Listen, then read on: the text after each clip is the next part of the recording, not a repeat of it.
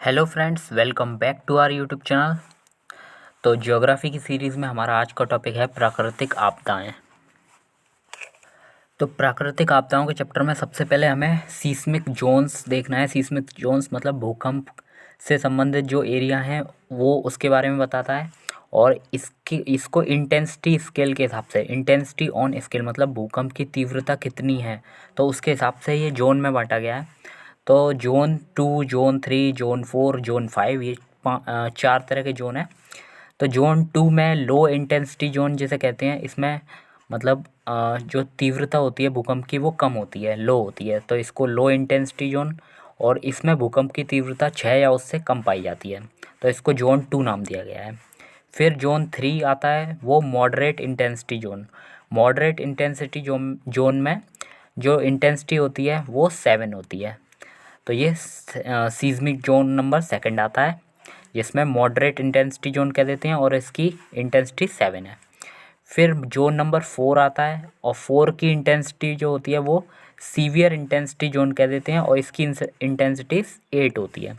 तो 8 जिसकी इंटेंसिटी होती है वो सीवियर होता है और जोन नंबर 4 में आता है। फिर जोन नंबर 5 में जो है वो वेरी सीवियर इंटेंसिटी जोन है। तो वेरी सीवियर में इसकी इंटेंसिटी 9 या उससे ज़्यादा होती है। और ये एरिया देख लेते हैं। सबसे पहले जोन 2, जोन 3, जोन 4, जोन 5। फिर इसके इंटेंसिटी याद रखना है। इंटेंसिटी जो सेकंड की है, जोन सेकंड की 6 या उससे कम होती है। फिर जोन 3 की 7 होती है, जोन 4 की 8 होती है और जोन 5 की 9 या उससे ज़्यादा होती है। फिर जोन 2 को लो इंटेंसिटी जोन, जोन 3 को मॉडरेट इंटेंसिटी जोन और जोन 4 को सीवियर इंटेंसिटी जोन और जोन 5 को वेरी सीवियर इंटेंसिटी जोन। तो हम वेरी सीवियर इंटेंसिटी जोन देखते हैं, ये किस एरिया, कौन कौन सा एरिया होता है। तो mostly north east India, north eastern India में पाया जाता है। नॉर्थ ईस्ट इंडिया जैसे कि पार्ट्स ऑफ, अच्छा, नॉर्थ ईस्ट इंडिया के अलावा parts of Jammu Kashmir, Ladakh, Uttarakhand, north Bihar, Andaman Nicobar, Himachal Pradesh, ये सब एरिया आते हैं इसमें, जहाँ हम बात कर रहे हैं वेरी सीवियर इंटेंसिटी जोन की। तो इसको मैप में भी देख लेते हैं। तो सबसे पहले जैसे low intensity, sorry, very severe intensity zone zone number 5 में आ रहा है, इसको रेड से दिखाया गया है। तो हैंडमेड मैप है पहले। तो यहाँ आप देख सकते हैं वेरी सीवियर इंटेंसिटी जोन में ये नॉर्थ ईस्ट इंडिया आ गया। फिर ये जम्मू कश्मीर के पार्ट आ गए, हिमाचल प्रदेश, ये नॉर्थ बिहार है। और फिर यहाँ गुजरात का भुज है और यहाँ अंडमान निकोबार की तरफ यहाँ भी ये very severe severe intensity zone में आता है। तो वेरी सीवियर इंटेंसिटी जोन में जैसे कि श्रीनगर यहाँ दिखाया गया है। फिर ये नॉर्थ ईस्ट इंडिया है, भुज है गुजरात का, ये सब चीज़ें हैं।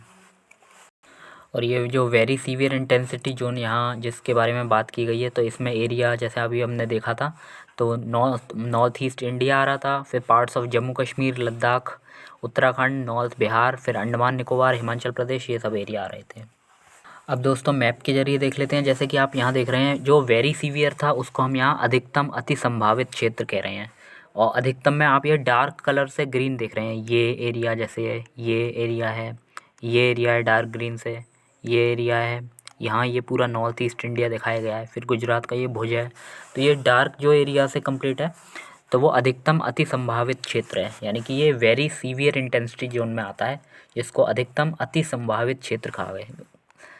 ये नॉर्थ ईस्ट इंडिया है, ये उत्तरी बिहार का पार्ट दिखाया गया है। फिर ये उत्तराखंड का है पार्ट, ये हिमाचल प्रदेश का, ये उत्तराखंड, सॉरी, जम्मू कश्मीर का, और ये लद्दाख का, और ये भुज गुजरात का। तो ये सारे वेरी सीवियर इंटेंसिटी जोन में आते हैं। फिर डार्क ग्रीन से ये पार्ट्स दिखाए गए हैं, यानी कि अंडमान निकोबार का भी कुछ पार्ट आता है। फिर इसके बाद हम ये देख रहे हैं कि जो अधिक संभावित, जो अधिक अधिक क्षति संभावित क्षेत्र है, यानी कि सीवियर इंटेंसिटी जोन। जो सीवियर इंटेंसिटी जोन है जिसकी इंटेंसिटी 8 होती है, जोन नंबर 4 है, तो वो जोन नंबर 5 के ही आसपास पाया जाता है। जैसे कि देख सकते हैं आप यहाँ, जैसे जोन नंबर 5 ये था, ठीक है, ये था, तो इसी के चारों ओर आप देख सकते हैं यहाँ ये ग्रीन कलर जो दूसरे नंबर पे दिखाया गया है, तो ये थोड़ा सा कम ग्रीन है। और ये इसको हम सीवियर इंटेंसिटी जोन को हम अधिक क्षति संभावित क्षेत्र कहते हैं। और इसी के चारों ओर देखो ये आसपास पाया जा रहा है, ये क्षेत्र जो ग्रीन ग्रीन से आपको दिख रहा होगा ये, तो ये क्षेत्र है। इसके अलावा फिर और भी इसके आसपास ये क्षेत्र है, ये दिख रहा होगा आपको, ये भी ग्रीन से है। मतलब जो सबसे डार्क ग्रीन है वो फर्स्ट पे आता है, जो उससे कम डार्क है वो सेकंड, यानी कि जोन नंबर ये 4 में आ रहा है। तो ये सब चीज़ें दिख रही होंगी आपको, यानी कि इसी के आसपास का क्षेत्र जो होता है उसी में ये पाया जा रहा है। कुछ एरिया ये है, तो ये आसपास का ही क्षेत्र है। आप देख सकते हैं कि बिल्कुल जैसे ये वेरी सीवियर था और इसी के आसपास देखो ये ग्रीन कलर का ये पूरा किस में आ रहा है, ये सीवियर में आ रहा है। उसके बाद थर्ड नंबर पे जोन नंबर 3 आ रहा है, जिसको कह रहे हैं मॉडरेट इंटेंसिटी जोन। मॉडरेट में ये 7 इंटेंसिटी होती है, तो मॉडरेट देख लेते हैं। मॉडरेट में यहाँ हिंदी में कहा गया है ये मध्यवर्ती क्षति संभावित क्षेत्र। तो मध्यवर्ती में ये और कम ग्रीन जो एरिया है, यानी कि ये एरिया आपको दिख रहा होगा, ये नॉर्थ इंडियन प्लेन्स में ये कुछ दिखाया गया है, जैसे कि ये एरिया, ये जो एरिया है इस टाइप का। तो ये सारा एरिया जैसा कि यहाँ दिखाया गया है, ये आ रहा था मध्यवर्ती। तो ये मध्यवर्ती क्षेत्र है, इसमें भूकंप बहुत ज़्यादा नहीं आते हैं लेकिन आते हैं। तो ये है जोन जो दिखाया गया है। और ऐसे ही ये नीचे भी इसी तरह साउथ में भी ये आप देख सकते हैं, यहाँ ये पूरा पार्ट जो है ये यहाँ से ये दिखाया गया है। ये कुछ क्षेत्र यहाँ का भी है, ये आंध्र प्रदेश में आ रहा है। तो ये हो गया हमारा मध्यवर्ती क्षति संभावित क्षेत्र। फिर इसके अलावा जो भी पार्ट है वो जोन सेकंड में लो इंटेंसिटी जोन में आ रहा है और इसकी इंटेंसिटी 6 या उससे कम है। लो इंटेंसिटी जोन को हम यहाँ अल्प क्षति संभावित क्षेत्र कह रहे हैं। लो इंटेंसिटी मतलब अल्प क्षति संभावित। और इसको ये जो एरिया है आप देख सकते हैं, ये येलो पार्ट हटा देना, येलो में तो कुछ भी नहीं आता। तो ये जो ग्रीन इस टाइप का दिख रहा है आपको, ये वाला ये पार्ट जो इसको हमने दिखाया गया है ये वाला, ओके। तो ये हो गया हमारा अल्प क्षति संभावित क्षेत्र। ये ग्रीन आपको दिख रहा होगा, ये जो एरिया है, तो इस टाइप का ये पिंक को येलो को छोड़ देना। तो ये अब क्वेश्चंस पे आते हैं। कुछ एरिया का हमने आइडिया लिया है। यहाँ से क्वेश्चन नंबर फर्स्ट है, 2004 की सुनामी द्वारा भारत के तटों में से सर्वाधिक दुष्प्रभावित हुआ था। तो 2004 में जो सुनामी द्वारा भारत के तट थे उनमें कोरोमंडल तट सबसे ज़्यादा प्रभावित हुआ था। और कोरोमंडल तट के बारे में आपको बताया था कि जैसे ये भारत दिखाया गया है, तो भारत का ये जो तट है तटीय इलाका, ये कोंकण तट, फिर इसके नीचे ये मालाबार तट, फिर यहाँ से ये है कोरोमंडल तट और ये पूरा उत्तरी सरकारी। तो ये आपको ध्यान रखना है, ये वाला इस क्षेत्र की बात हो रही है कोरोमंडल तट। तो कोरोमंडल तट जो है 2004 में सुनामी द्वारा सबसे ज़्यादा प्रभावित रहा था। नेक्स्ट क्वेश्चन है, हुदहुद चक्रवात से भारत का जो तटीय क्षेत्र प्रभावित हुआ था वह था। तो ये वैसे तो पुराना हो गया है लेकिन फिर भी देख लेना आप। हुदहुद जो चक्रवात है उससे भारत का आंध्र प्रदेश का तट जो है वो प्रभावित रहा था। और आंध्र प्रदेश तट उत्तरी सरकारी और इसके क्या कहते हैं कोरोमंडल तट में ही आता है लगभग। तो हुदहुद चक्रवात से जो है वो आंध्र प्रदेश का तट प्रभावित हुआ था। भारत में सुनामी वार्निंग सेंटर कहाँ अवस्थित है?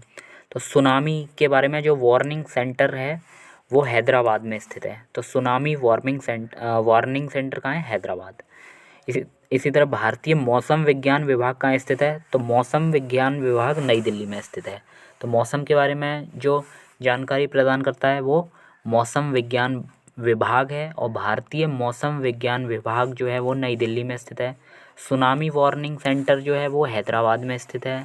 फिर नेक्स्ट इसी से संबंधित इसी टाइप का क्वेश्चन, देश के पहले आपदा प्रबंधन प्रशिक्षण संस्थान, मतलब जो भी आपदा आती है उसके प्रबंधन के लिए प्रशिक्षण प्रदान करने वाला ये संस्थान है। तो आपदा प्रबंधन प्रशिक्षण संस्थान की स्थापना जहाँ की जा रही है वो है लातूर, महाराष्ट्र में। तो महाराष्ट्र के लातूर में आपदा प्रबंधन प्रशिक्षण संस्थान की स्थापना की जा रही है। अब नेक्स्ट क्वेश्चन है, प्राकृतिक आपदाएं और प्रदेश, किस क्षेत्र में कौन सी आपदाएं आती हैं? तो बाढ़ अधिकतर कहाँ आती है? उत्तर प्रदेश तथा बिहार के मैदान में। तो बिहार में कोसी नदी बाढ़ के लिए प्रसिद्ध है, ये रास्ता अपना बदलती रहती है। तो बाढ़ के लिए बिहार के मैदान और उत्तर प्रदेश फेमस हैं। उसके बाद भूकंप आपने देखा होगा, हिमालय का गिरिपथ क्षेत्र जो है वहाँ सबसे ज़्यादा भूकंप आते हैं। तो हिमालय का गिरिपथ क्षेत्र में सबसे ज़्यादा भूकंप आते हैं। उसके बाद सूखा कहाँ पड़ता है? तो मध्य पूर्वी भारत में।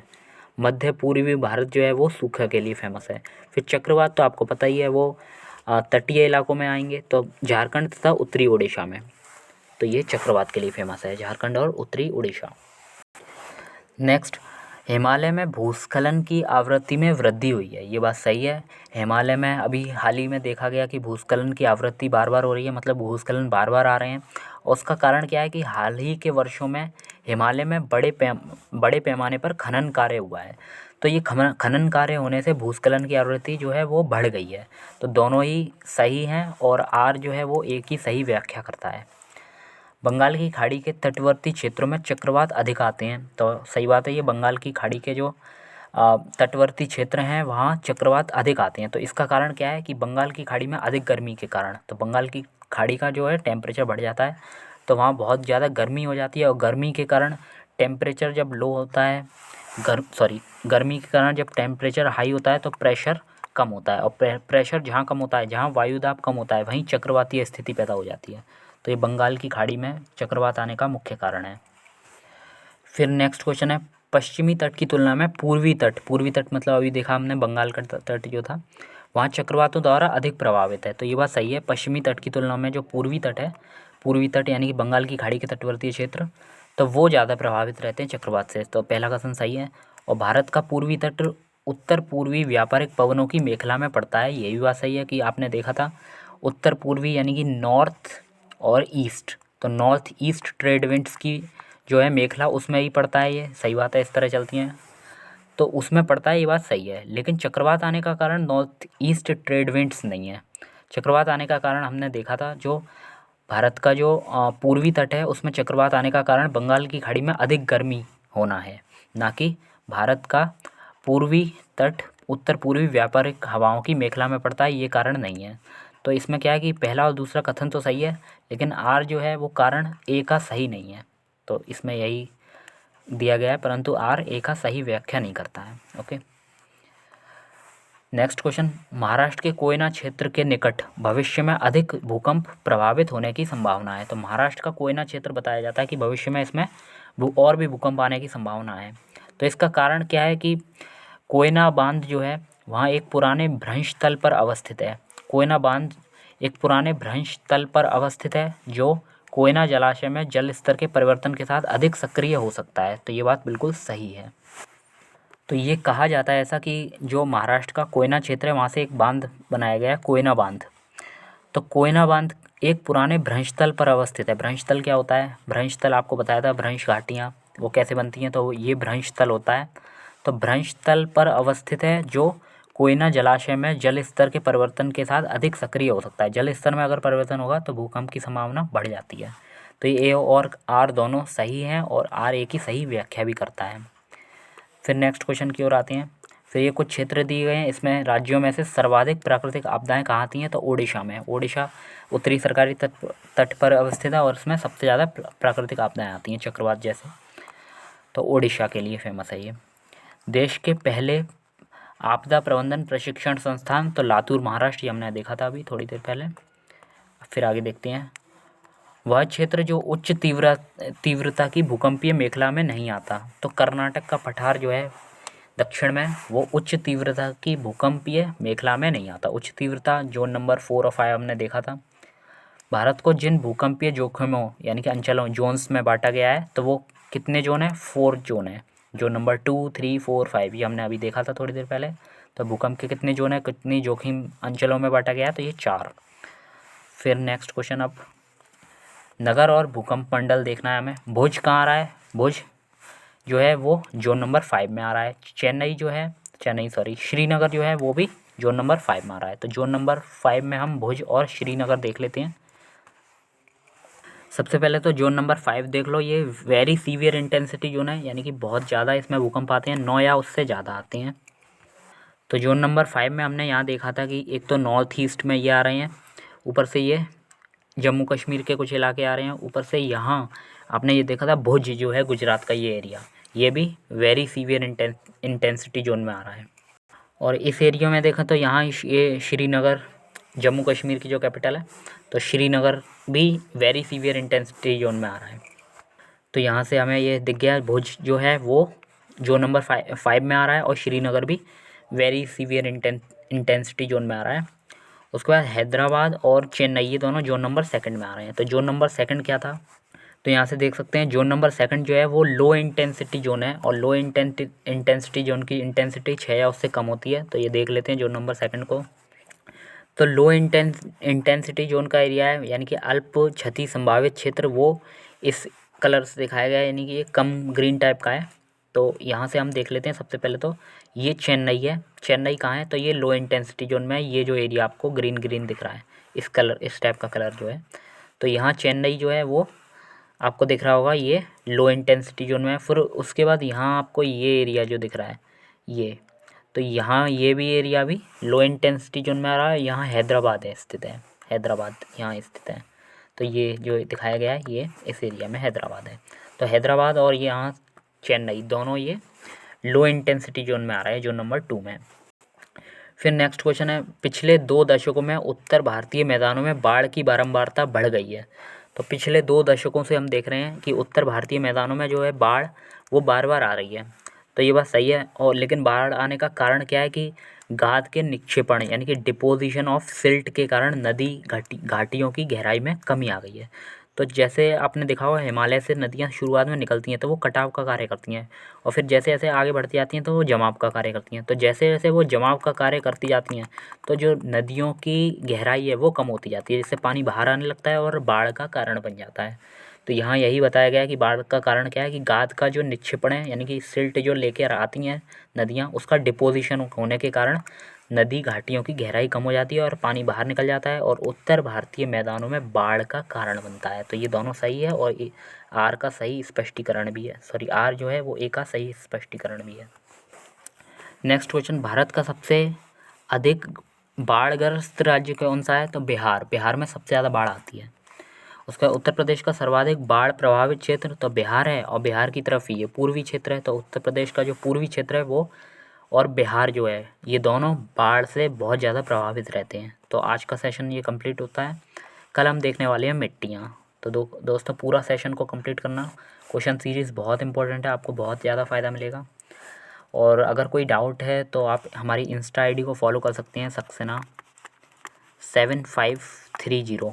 यहाँ कोई भी क्वेश्चन है अगर पूछ सकते हैं। अगर यहाँ कोई क्वेश्चन आपका या डाउट क्लियर नहीं होता है तब आप हमें कांटेक्ट भी कर सकते हैं। तो सबसे पहले यहाँ ट्राई करना, कोई अगर डाउट हो या कोई क्वेश्चन हो तो हम मिलेंगे नेक्स्ट वीडियो में। तब तक के लिए बाय, टेक केयर।